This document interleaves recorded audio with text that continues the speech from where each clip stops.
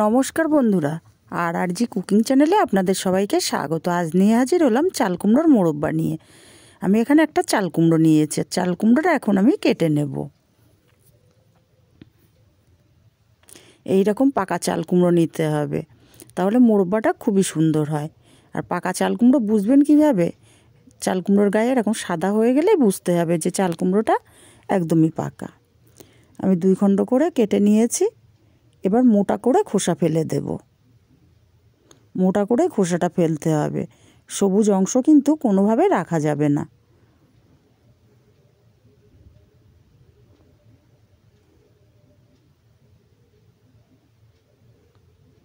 আমি যেটুকু সবুজ অংশ আছে কেটে বাদ দিয়ে দেব।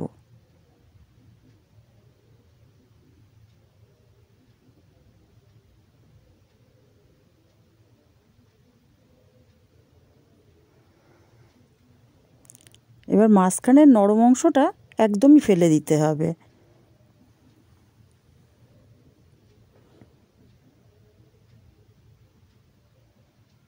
মাঝখানের নরম অংশটা থাকলে মোরব্বা ভালো হবে না।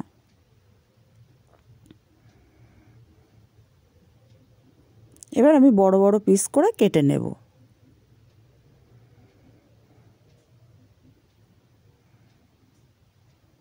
এইভাবে আমি সম্পূর্ণ চাল কুমড়োটা কেটে নেব।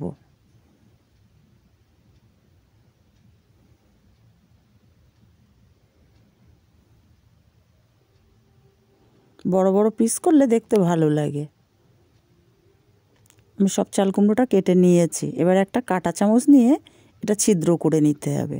আর ছিদ্রটা করতে হবে যেন এপাশ ওপাশ সম্পূর্ণভাবে হয়। দেখুন আমি সম্পূর্ণ কাঁটা চামচটা কিন্তু একদম গেঁথে গেঁথে দিচ্ছি। ছিদ্রটা যত ভালো হবে মোরব্বা কিন্তু তত ভালো হবে।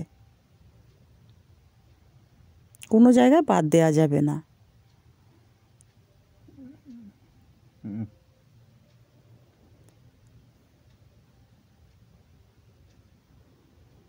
খুব ভালো করে আমি ছিদ্র করে নিচ্ছি।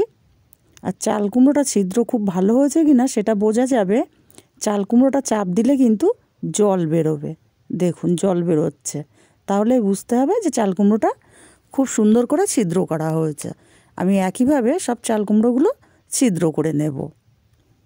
আর ছিদ্রগুলো দেখুন একদম পুরো বোঝা যাচ্ছে, এপাশে ওপাশে খুব সুন্দরভাবে বোঝা যাচ্ছে। আর একইভাবে সব চাল কুমড়োগুলো আমি ছিদ্র করে নিয়েছি। এবার আমি একটা গামলাতে জল নিয়ে নিয়েছি আর দিয়ে দিচ্ছি চুন। এই চুনটা পান খাওয়ার চুন। চুনটা জলে খুব ভালো করে গুলে নিতে হবে। চুনটা খুব ভালো করে গুলে নিয়ে চাল কুমড়োগুলো আমি ভিজিয়ে দেব চুন জলে। আর এটা আমি সন্ধেবেলা করছি, আমি সারা রাত ভিজিয়ে রেখে দেব। এটা কমপক্ষে 8 থেকে 10 ঘন্টা ভিজিয়ে রাখতে হবে।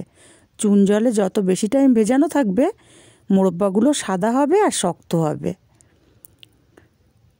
আমি এবার ঢাকা দিয়ে সারা রাত রেখে দেব। সারা রাত রেখে দেওয়ার পরে আমি সকালবেলা বের করেছি। এখন আমি মোরব্বাগুলো বানাবো। সারা রাত ভেজানোর ফলে চাল কুমড়োগুলো কিন্তু বেশ শক্ত হয়ে গেছে। এটা এবার খুব ভালো করে ধুয়ে নিতে হবে, চুন জলটা বেরিয়ে গিয়ে পরিষ্কার জল বেরোনো পর্যন্ত। খুব ভালো করে আমি ধুয়ে নিয়েছি। এবার সেদ্ধ করতে হবে। আমি উনুনে কড়াই বসিয়ে জল দিয়ে দিচ্ছি। এবার চাল কুমড়োগুলো সব দিয়ে দেবো, আর জলটা একটু বেশিই দিতে হবে। আর চাল কুমড়োটা এমনভাবে সেদ্ধ করতে হবে যাতে ভেতর থেকে সেদ্ধ হবে, ওপরটা যেন শক্ত থাকে। আমি 5-7 মিনিট মতো সেদ্ধ করে নেব। বেশি সেদ্ধ করলে মোরব্বা শক্ত হবে না। চাল কুমড়োগুলো আমার সেদ্ধ হয়ে গেছে। এবার আমি জল ঝরিয়ে তুলে নেব।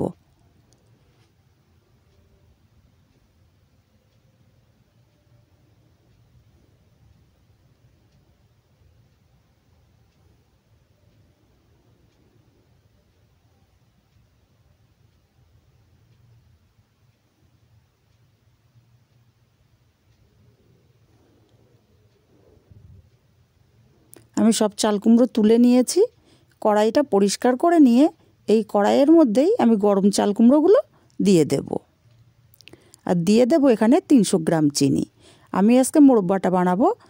মোরব্বার গায়ে সাদা চিনির স্পট পড়বে না। অথচ মোরব্বাটা শক্ত হবে, তাই জন্য আমি চিনির ভাগটা কম দিলাম। ভালো করে চিনিটা মিশিয়ে 10 মিনিট এইভাবে আমি রেখে দেব। 10 মিনিট পরে দেখুন চিনিটা গলে গেছে, এক্সট্রা কিন্তু জল লাগেনি চিনিটা গলার জন্য। আমি এইভাবে উনুনের উপরে বসিয়ে দিলাম। দিয়ে দেবো এখানে 2টো মুখ ফাটানো এলাচ, ভালো করে মিশিয়ে দেব। আর এটা রান্না করতে হবে একদম লোতে, কোনোভাবে উনুনের আগুন বাড়ানো যাবে না। বাড়িয়ে দিলে কিন্তু চিনিটা ক্যারামেল হয়ে মোরব্বাটা লাল হয়ে যাবে।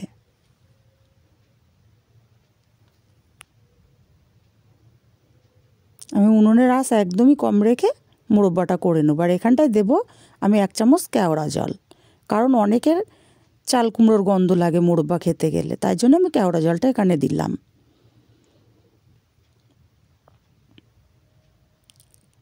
চিনির রসে ভালো করে আমি ফুটিয়ে নেব, চিনির রসটা শুকিয়ে আসা পর্যন্ত। এখন চিনির রসটা অনেকটাই শুকিয়ে এসছে, আমি আরও কিছুক্ষণ মোরব্বাটা রান্না করে নেব।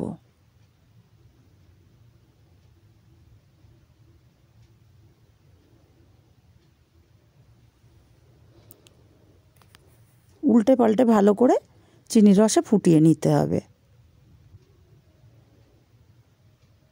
আমার মোরব্বাটা হয়ে এসছে। আর এই দেখুন আমি একটু সরিয়ে সরিয়ে দেখিয়ে দিচ্ছি, একটু একটু জল আছে। আর আমি এই অবস্থাতে নামিয়ে নেব, এর চেয়ে বেশি আমি শুকনো করব না, তাহলে মোরব্বার গায়ে সাদা সাদা হয়ে যাবে। আমি নেড়ে চেড়ে আমি মোরব্বাটা নামিয়ে নেব। মোরব্বা কিন্তু আমার রেডি হয়ে গেছে।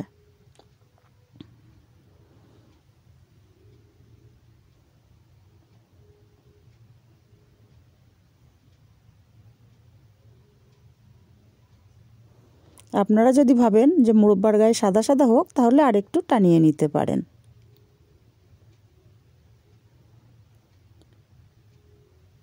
আমি নামিয়ে নেব।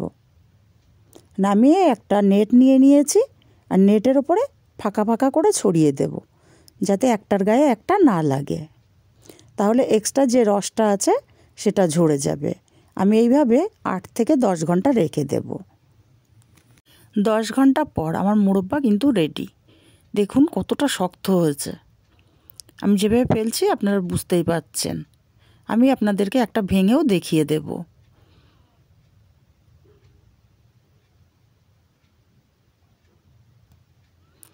দেখুন ভেতরটা কতটা জুসি, আর খেতেও কিন্তু দারুণ হয়েছে। একবার হলে বাড়িতে বানাবেন।